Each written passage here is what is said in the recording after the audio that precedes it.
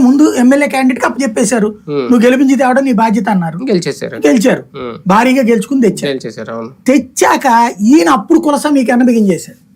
For example విజయవాడలో మొత్తం 3 MLA క్యాండిడేట్లు ఉన్నారు, మీరు 3 కలిసి నాకు నగరాల వాళ్ళని ఒకళ్ళని మేయర్ని పెట్టండి, రెడ్లను ఒక మేయర్ని పెడదాం, డిప్యూటీ మేయర్ పెడదాం, కాపులను ఒక డిప్యూటీ మేయర్ పెడదాం, ఇట్లాగని చెప్పారు. ఆ మొత్తంలో ఉన్నటువంటి ఆ కులపు వాళ్ళు ఎవరో వీళ్ళు సూచిస్తే వాళ్ళని ఫైనల్ చేశారు.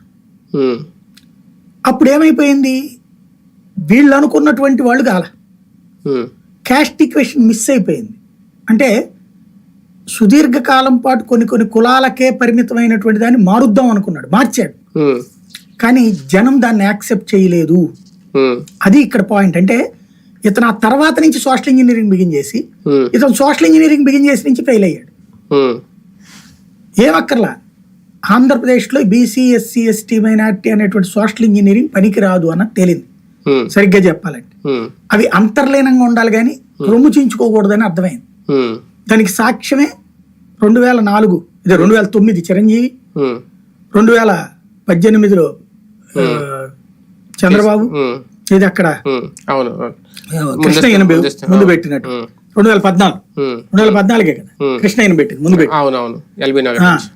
తర్వాత ఇప్పుడు ఇది చూస్తే అంటే సోషల్ ఇంజనీరింగ్ ప్రయోగం